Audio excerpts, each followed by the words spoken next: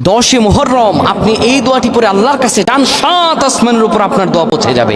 আল্লাহর কসম করে বলছি, আপনার ঋণ দূর হয়ে যাবে, সন্তানগুলো আপনার বাধ্যগত হয়ে যাবে, স্বামী বাধ্যগত হয়ে যাবে, স্ত্রী বাধ্যগত হয়ে যাবে।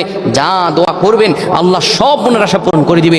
10 মুহররম আপনি যদি আমলটি করে আল্লাহর কাছে চাইতে পারেন, আকাশের উপর আপনার দোয়া পৌঁছে যাবে। বিশ্বনবী সাল্লাল্লাহু আলাইহি ওয়াসাল্লাম বলেন, মান সাল্লা আলাইয়া আশরান ফি আউয়ালিন নাহার ওয়া আখিরিন নাহার নালাতহু শাফাআত ইয়াউমাল কিয়ামা। এমনিতে মুহররম মাস আল্লাহর কাছে গুরুত্বপূর্ণ, কারণ এই মুহররম আল্লাহ বলছেন এই মুহররম হলো শাহরুল্লাহ, আল্লাহর মাস। আবার এই মুহররম মাসের যদি 10 তারিখ আশুরা, যেই দিন আমার আল্লাহ তাআলা বান্দার সব দোয়া পূরণ করেন, ফজিলতপূর্ণ দিন, ওই দিন যদি বান্দা আল্লাহর কাছে চাইতে পারে, আমার রব আল্লাহ সব দিয়ে দিবেন। আপনি বিশ্ব নবী সাল্লাল্লাহু আলাইহি ওয়াসাল্লামের উপর 10 বার দরুদ শরীফ পড়বেন।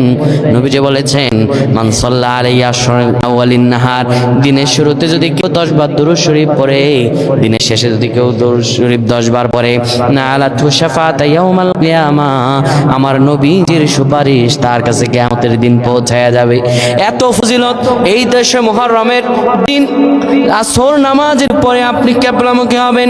আসছে শুক্রবার, এই 10 মুহররম এই দিন আসর নামাজের পরে কিবলামুখী হয়ে এই ইসমে আজমটি পড়বেন 10 বার। ইসমে আজমটি শিখিয়ে দিচ্ছি, আল্লাহুম্মা ইন্নী আসআলুকা বিআন্নী আশহাদু আন্নাকা আনতাল্লাহ লা ইলাহা ইল্লা আনতা আল আহাদুস সামাদ আল্লাযী লাম ইয়ালিদ ওয়া লাম ইউলাদ ওয়া লাম ইয়াকুল লাহু কুফুয়ান আহাদ। এই 10 মুহররমের দিন আসরের পরে এটি আপনি পড়বেন 10 বার। এরপর আয়াতুল কুরসি পড়বেন 3 বার।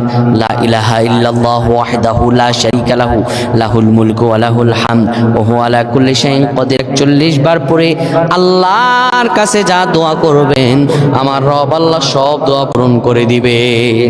আল্লাহুম্মা আমিন।